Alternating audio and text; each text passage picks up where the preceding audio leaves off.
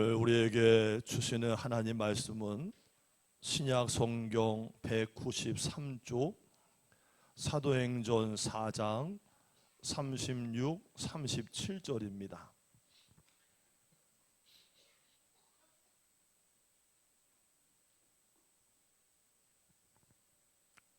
다 찾으셨으면 아멘.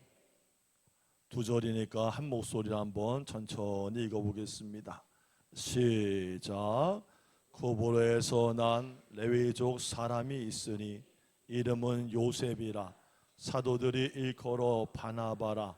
번역하면 위로의 아들이라 하니 그가 밭이 있음에 팔아 그 값을 가지고 사도들의 발 앞에 두니라. 아멘. 자, 말씀도 읽었고 주보에 있는 교회 소식도 다 나눴고 전후좌우로 반갑게 인사합시다. 하나님이 우리와 함께 하십니다. 아멘, 아멘.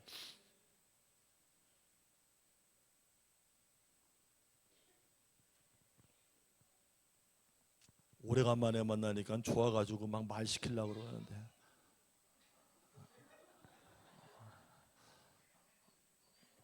큰일 나요, 큰일 나. 뱉을 건 뱉고 삼킬 건 삼켜요, 빨리. 자, 지난주인가요?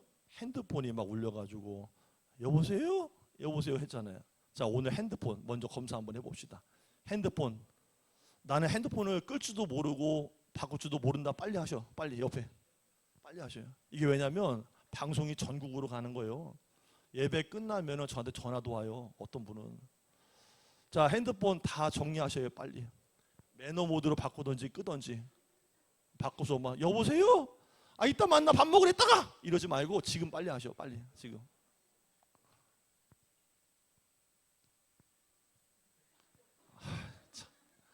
예, 오늘부터 울리면은 진짜 세숫대에 담궈버린 거예요, 진짜. 오늘부터 빨리 하셔.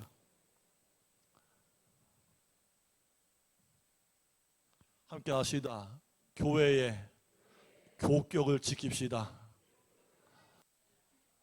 아니, 핸드폰 소리가 막 그냥 녹음하는데 다 들리고 막 그러는 거예요. 담임 목사도 여기서 뭐 뭐라고 하는데 방송 보는 분들이 저 뭐라고 저러는 거예요 지금, 그러고 있고 말이야. 다 끄셨지요? 예, 지금부터 이제 울리거나 카톡 하는 분은 추수감사절 때 떡은 나오니까, 교회에서 나오니까 음료수 내는 거예요. 박수! 지금부터 울리면 되는 거예요. 각오하셔 이제. 제가 지지난 주일이었죠. WHO 세계보건기구에서 제정한 세계 자살방지 예방의 날을 기해서 위로에 대한 말씀을 드렸던 기억이 나요. 그날 설교 내용 다 기억하시죠? 뭐 새들도 뭐 끼럭끼럭하고 뭐 이게 뭐 날마다 새로워요. 예, 뭐 한 번 들으면 까먹어야 목사도 뭐 설교할 미천이 나만 하니까. 예. 얼마나 감사한 성도님인지 몰라네. 위로에 대한 말씀을 드렸었는데 기억나실 거예요. 이 위로라는 말이 뭐냐면 남의 괴로움이나 슬픔을 달래주려는 말이나 행동을 말하는 것이고요. 오늘은 격려에 대한 메시지를 전해보려고 해요. 이 격려라는 것은 용기나 힘 따위를 북돋아 주는 것을 말하는 거예요. 와, 잘한다, 잘한다, 잘하고 있어, 이런 거. 자, 옆 사람과 같이 한번 해봅시다. 잘한다, 잘하고 있어, 잘할 거야. 자, 그게 격려예요.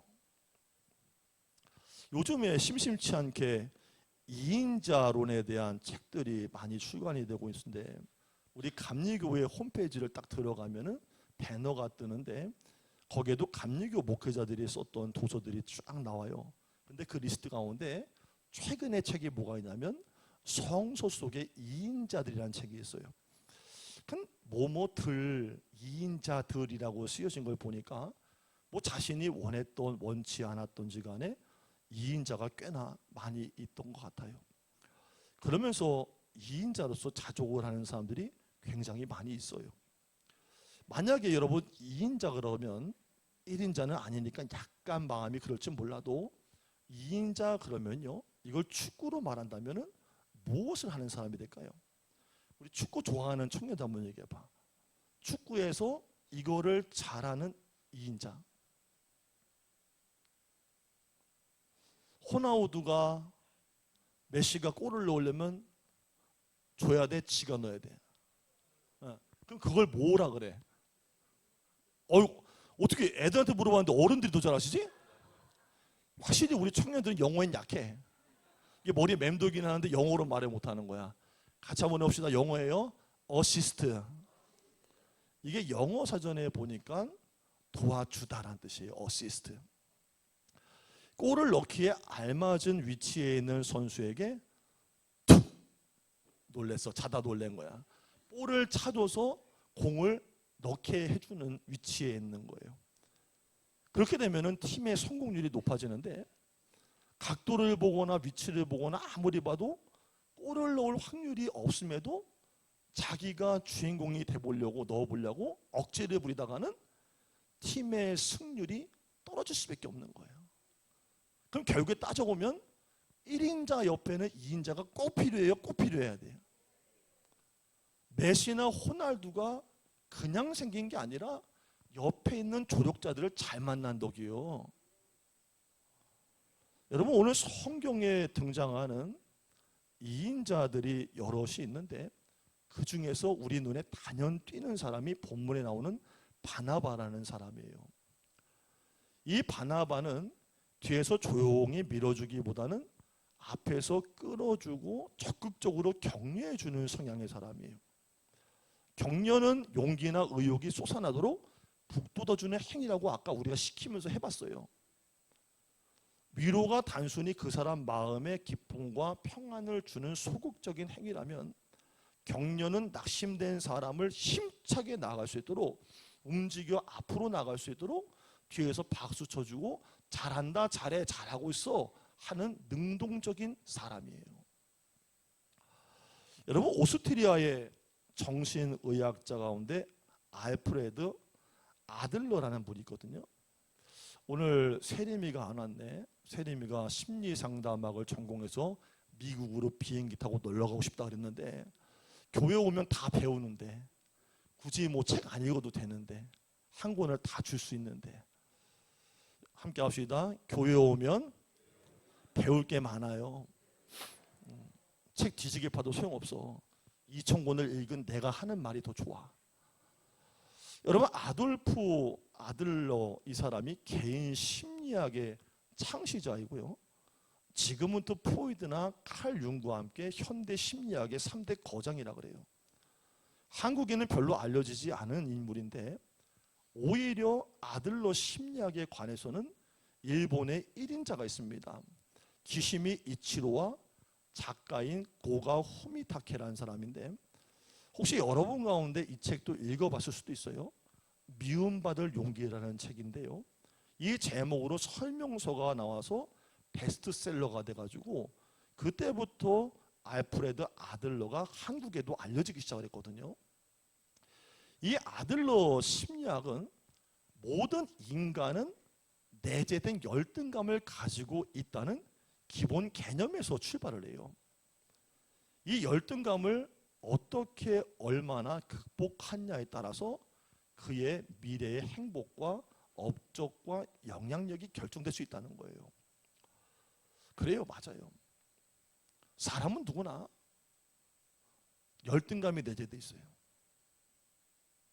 그렇죠? 나는 완벽해. 이름만 다를 뿐이지 다 열등감이 있어요. 여러분, 서울대 학생들에게 열등감을 주는 존재는 누굴까요? 서울대생은 서울대생한테 열등감을 느껴요. 의사는 누구한테 열등감을 느낄까요? 다른 의사한테 또 열등감을 느껴요. 정치가는 누구한테 열등감을 느낄까요? 정치가한테 또 열등감을 느껴요. 목사는 누구한테 열등감을 느낄까요? 나보다 목회 잘하는 목사, 어딘가 달라 보이는 목사한테 열등감을 느끼는 거예요. 여러분, 저라고 그게 없겠어요? 목회 정말 잘하고 싶었거든요.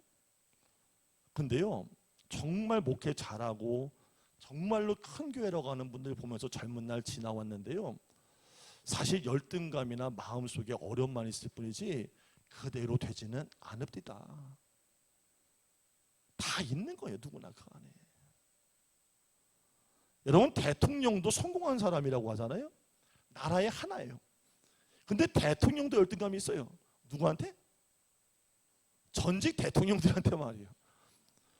아니, 누가 봐도 성공한 사람들이 분명한데 자기는 충분한데 다른 사람을 또 보면서 열등감을 느낀다니까, 이게 참 아이러니한 거 아니겠어요? 지난 토요일이죠. 소프리쇼 동침이라고 하는 토크쇼가 추석 특집으로 방송이 되었는데요.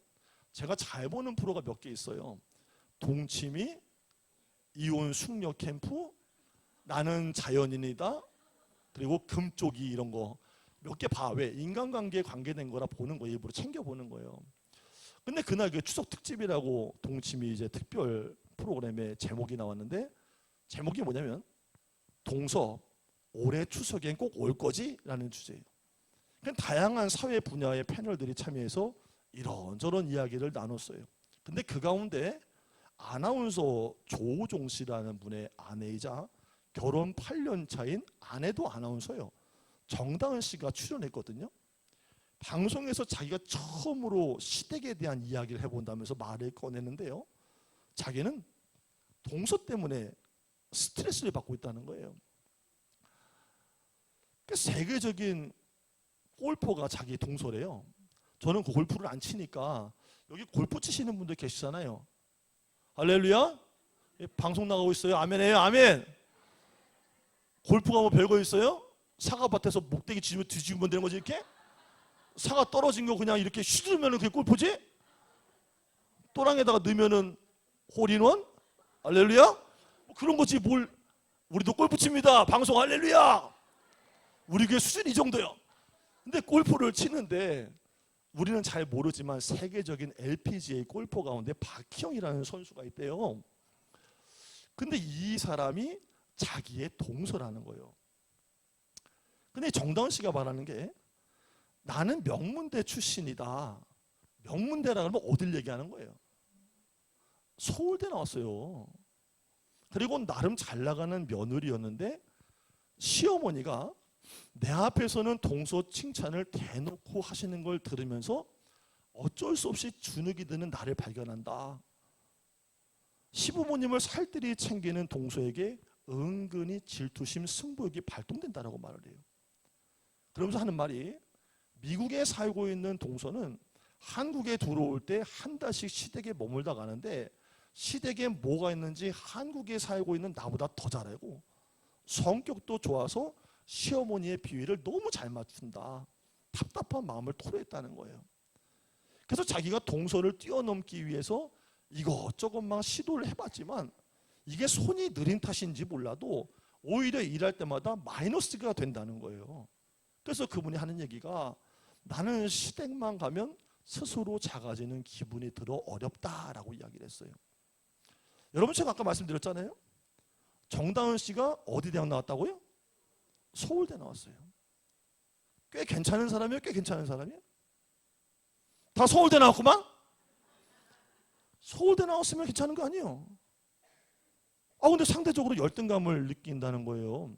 근데 서울대만 나왔어요?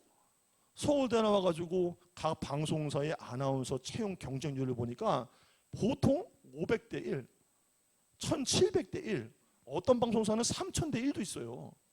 그걸 뚫고서 아나운서가 된 겁니다. 대단해요, 대단해요. 근데 거기다가 남편까지도 이름이 알려진 아나운서예요. 갖출 거 다 갖췄어요. 외모도 괜찮아요. 성격도 괜찮아 보여요. 그런데 동서한테 그걸 느낀대요. 그게 뭐예요? 열등감을 느낀다는 거예요. 여러분, 열등감이라는 게 뭘까요? 남에 비해서 나는 뒤떨어진다, 능력이 없다고 생각하는, 이게 만성적인 감정 또는 의식이에요. 장애가 있는 분들이 신체적으로 열등감을 느끼고 학교 성적이 나쁘거나 용모가 예쁘지 못함에서 오는 상대적인 정신적 열등감도 있고요. 학력이나 신분 차별 가문에 대한 사회적 요소의 열등감도 있어요. 별다른 원인 없어도 열등감이 주기적으로 나타나는 이것이 우울증인 경우도 있습니다. 열등감에 빠진 사람들은 내가 무가치하지? 난 참 무능해. 무의식 속에서 자기를 계속 부정하고 있는 거예요. 근데 그러다 보니까 이게 불안 심리까지 같이 동반을 해서 스스로를 계속 해치는 거예요. 바로 이것이 우리를 행복하지 못하게 하고요. 열등감을 제대로 극복하지를 못하면요, 결국 믿음 생활이나 교회 생활도요, 이게 엉뚱한 대로 분출이 돼버려요.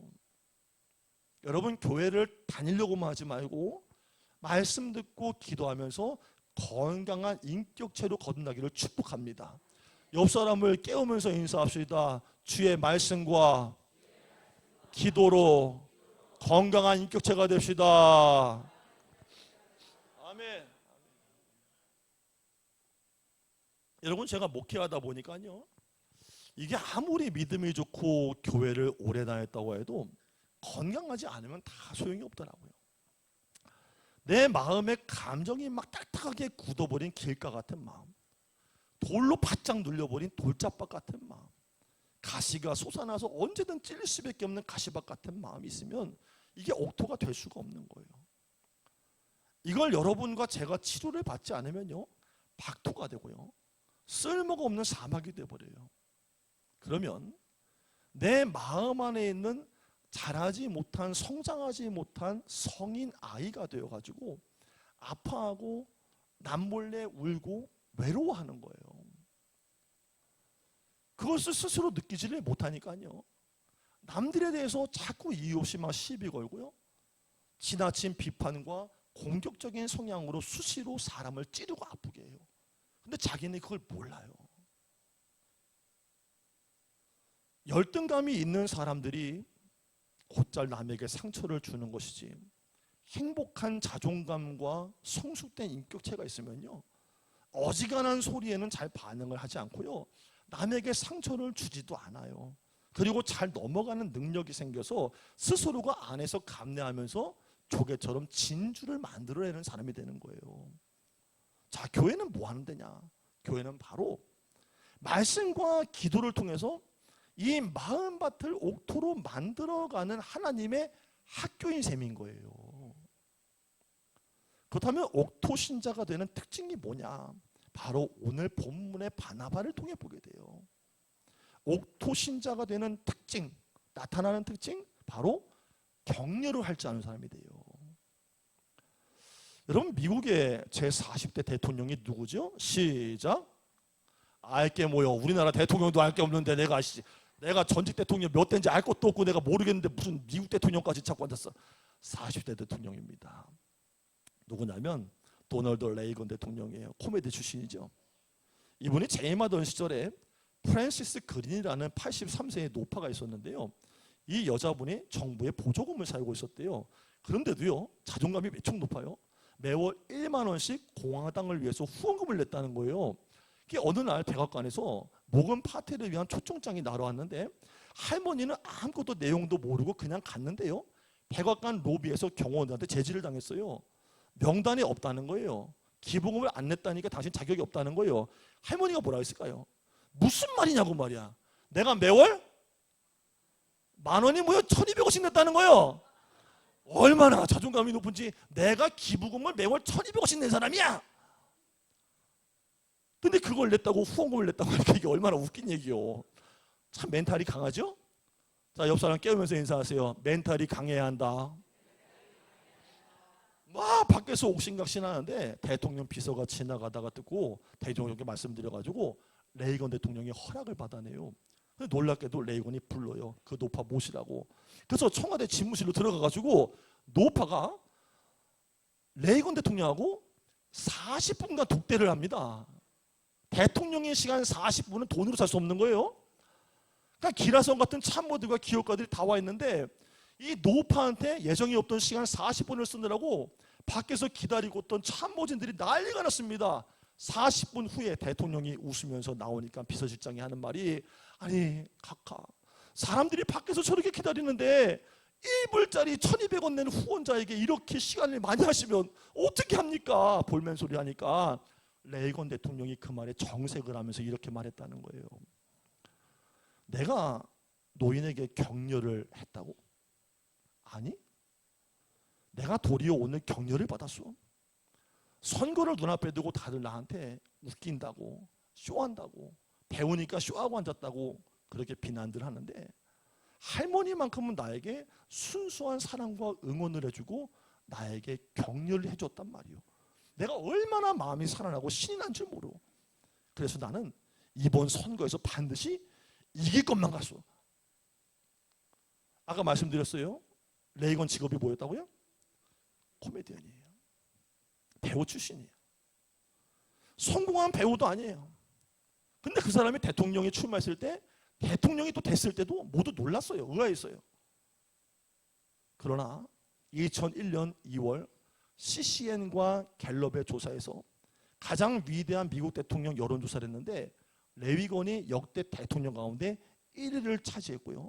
그 뒤가 케네디와 링컨이 이었습니다.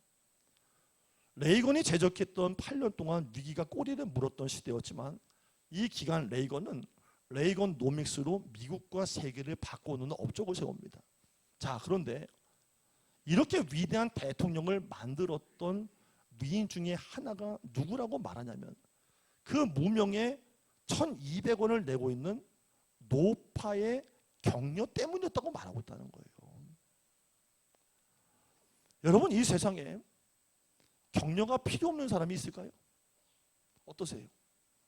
만약에 목사가 목회하는데 여러분이 계속 뭔지 모르겠는데, 난 잘 모르겠는데 목사님 잘하고 있어요, 기도하고 있어요, 힘내세요, 잘하고 있어요, 그러면 제가 어떻게 될까요?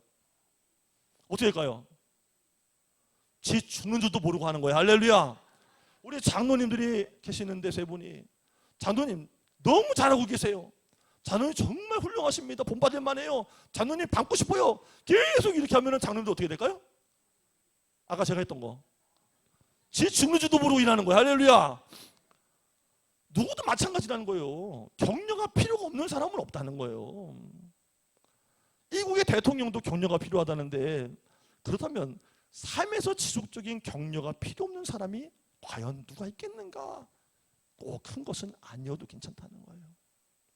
그 노파의 1불짜리 격려 같은 아주 하찮은 것 같지만 격려를 꾸준하게 계속하다 보면은 안 되는 것도 되고요, 되는 건 더 잘 되는 역사가 일어날 줄로 믿습니다. 그렇기 때문에 여러분 가정에서 남편들이나 아내들한테도 격려하셔야 돼요. 자녀들 볼 때 여러분들 답답해요, 답답해요. 미래가 없어요, 미래가 없어요. 다 잘 키웠구만. 그래도 격려를 해야 돼요. 하다 보면 지도 사람인데 나를 지지해주는 누군가가 있구나, 지도 달려가지 않겠습니까? 남편도 격려를 받다 보면, 위로의 말을 자꾸 듣다 보면 내가 잘하는 거 아닌 거 알아. 남편도 아멘. 내가 문제가 있는 거 알아. 할렐루야. 고집도 있는 것도 알아. 할렐루야. 근데 아내가 자꾸 잘한다면 어떻게 해요? 고맙지. 그 격려를 해주다 보면 사람은 변하는 거예요. 여러분 36절에 보니까요, 요셉이라 그랬어요. 이름은 요셉이라. 이 초대교회 중심을 이루던 사람 바나바인데, 바나바는 원래 이름이 뭐였냐면 요셉이에요. 그런 그를 사도들이 바나바로 개명을 해줬기 때문에 요셉에서 바나바가 된 거예요. 그래서 번역하면 위로의 아들이라 격려의 아들이다 라고 하고 있는 거예요. 그럼 왜 바꿔줬을까 이름을? 성도 가운데 지질이 말 안 듣고 협력 안 하는 사람 보면 뭐라 그럴까요? 뺀질이? 아유 저 미꾸라지. 이름이 없어지고 김미꾸라지, 박뺀질 이럴 거 아니에요? 근데 바나바를 옆에서 보던 초대교회 모든 성도들이 감명을 받고 마음에 떠오른 게 뭐였냐? 아, 저 요셉은 위로를 참 잘해, 격려를 참 잘해. 그의 모습에 감명을 받고 그에 합당한 이름이 없을까 하다가 그 공을 기리기 위해서 위로의 아들, 격려의 아들이라고 바나바 이렇게 한 거예요. 자, 근데 바나바가 누구를 위로해 줬을까? 사도들을 격려했다는 거예요. 여러분, 사도들은요, 위로를 해주는 사람이지 남을 격려해 주는 사람이지 위로를 받거나 격려를 받는 위치에 있는 사람들이 아니었어요. 근데 어떻게 됩니까? 초대교회가 시작된 때는 다 초라했거든요. 질서가 안 잡힐 때예요. 그들은 사회적인 지위도 없었고 건물도 없었어요. 사도들은 감옥에 갇히기도 하고 핍박과 감시를 받는 요 주위의 인물들이었어요. 바로 이때 요셉이라는 이 사람이 사도들 앞으로 나온 거예요. 그래서 뭐 했대요? 자기의 밭을 팔아서 교회 앞에 써달라고 내놨다는 거예요. 그 일이요, 사도들에게 큰 격려가 돼요. 왜요? 복음을 받아들이고 사도들을 인정해주고 격려해주는 것도 감사한데 거기다가 자기의 재산까지 내놨다는 거예요. 그래서 사도들은 바나바의 믿음에 큰 감명을 받아요. 사도들 자신들이 스스로 생각해봐도 자기들은 그렇게 살지 못했거든요. 왜? 자기들은 그냥 아무것도 없이 빈손으로 주님을 사명으로 쫓은 거예요. 그런데 이 사람은 자기의 모든 걸 다 가지고 온 거예요. 그래서 사도들은 너무나도 큰 격려를 받아요. 이게 다시 얘기하면 여러분, 목사는요 그냥 제 몸 하나 드리면 되는 거예요. 사명감으로 하나님께 주의 종으로 헌신하면 되는 거예요. 원래부터 아무것도 없었어요. 진짜 없었어요. 진짜 아무것도 없었다고요. 그래서 나는 몸만 드리면 되는데 장로님이나 권사님이나 집사님이 어느 날 교회를 생각하다 감동받았다고 눈물을 흘리면서 내가 소태교에 만평의 땅이 있어요. 목사님, 이거 주의 교회와 선교를 위해서 써주세요. 가지고 왔다는 거예요. 나중에 봤더니 그분의 재산 가운데 그게 전부야. 또 눈빛이 또 흔들리네. 또 흔들리는 네 눈빛을 보아왔지. 나는 다 알고 있었어. 그거 내라는 게 아니에요. 사도는 자기는 아무것도 없이도 사명의 길을 가지만 성도는 도리어 하나님의 교회를 위로하고 격려하겠다고 자기 것이 내놓고 따라왔다는 것에서 사도들이 큰 감명을 받았다는 거예요. 누가 받아요? 사도들이. 자, 그럼 우리 주님 어떻겠어요? 말할 것도 없죠. 바나바는 바울을 격려했어요. 바나바는 그래서 초대교회 중심 인물로 등장을 하게 됩니다. 가는 곳마다 교회가 막 부흥되는 거예요. 그는 교사도 행정가도 아니에요. 권능을 막 행하는 사람도 아닙니다. 평범한 사람이에요. 그럼에도 그의 영성은 초대교회에 점점 좋은 일들을 만들고 부흥시켜 갔다는 거예요. 위로만 했는데도 자연스럽게 바나바 때문에 교회를 사람들이 찾아들기 시작을 하고 자연스럽게 부흥이 되더라는 거예요. 여러분, 교회 잘 되는 방법이 있습니다. 잘 되고 싶으면 아멘. 여러분, 못 되는 것도 방법이 있고요, 잘 되는 것도 방법이 있습니다. 70년대 80년대 넘어오면서 한국교회가 정말 잘했던 게 뭔지 아세요? 다들 살기 힘들고 개발시대라 서로 많이 사랑했어요. 서로 많이 위로했어요. 많이 격려했어요. 그땐 정말 네 거 내 거 없이 많이 도와주고 살았어요. 근데 세상은 살기 좋아지고 가진 것은 많아지고 부유한데 점점점 교회들마다 없어지는 게 하나가 있어요. 얼마나 교인들 가운데도 강팍한지는 몰라요. 우리 교회 아니야. 옆 사람과 인사하세요. 우리 교회는 방송에 나가야 돼. 크게 나가야 돼. 크게 하세요. 우리 교회는 아니야. 우리 교회는 아니요. 내가 명절 나보니까 알겠어. 나 먹다 죽는 줄 알았어. 할렐루야. 우리 교회는 아니요. 우리 교회는 정말로 섬김도 많고 격려도 많고 사랑도 많고 베품도 많아요. 그런데 교회들 얘기 들으면요, 삭막해. 사랑 곁에도 못 가. 궁리되어 있어요. 싸우느라고 정신없는데. 베품은 있어. 베품은요, 내가 받은 것도 안 주는데. 아니, 남의 잔치를 받았으면 자기도 가야 될 거 아니에요. 안 가. 그래놓고 하는 얘기가 코로나 때는 안 다니는 거래. 속으로 생각을 한 거예요. 그 얘기 듣고 지랄하고 앉았네. 야, 받았으면 가야지. 인사합시다. 받았으면 가야지. 코로나 때는 안 가는 거래. 그러면 통장은 뭐 할 거예요? 깜빡했네. 이것도 지랄이요. 뭐 하는 거예요? 사랑도 없고 궁율도 없고 격려도 없고 배분도 없으니까 그렇게 사는 거예요. 자, 그런데 그게 문제가 뭐냐? 개인 간의 사랑이 식어지고 배품과 나눔과 격려가 식어지다 보니까 이게 한 사람 한 사람의 문제로 끝나는 게 아니라 교회 공동체가 가지고 있는 가치가 무너지는 거예요. 여러분, 교회는 사랑 없으면 끝나는 거예요. 크게 하세요. 아멘. 교회는 격려 없으면 끝나는 거예요. 교회는 나눔이 없으면 끝나는 거예요. 그래서 도시교회들 봐요. 난 도시교회에 있는 목사님들 불쌍해. 나도 도시에 있다 왔지만 나 소태교회 사람 아니야 이제. 할렐루야. 도시교회 목사님들 불쌍해. 명절 지나서 생각한 거예요. 저분들 명절에 과일 한 박스 받았을까? 올해 사과는 만져나 봤나? 이런 거. 얼마나 불쌍한지 들리는 얘기가 있는 거예요. 들리는 얘기가 없디야. 일절 없디야. 그래 놓고는 한다는 얘기가 우리 가정 위해서 기도해 주세요 목사님. 우리 애들 잘 되게 기도해 주세요 목사님. 그런다는 거예요. 목사님들 돌아서면서 뭐라 할까요? 시작. 훈련의 값어치가 있는 거예요. 훈련을 하다 보면 나오는 거예요. 할렐루야. 담임 목사를 닮는 거예요. 할렐루야. 기도가 나와? 도시 목사님들은 이번에 소고기 한 근 끊어서 먹어봤나? 고기 맛을 알까? 이런 거 참 불쌍해. 싹 막혀요.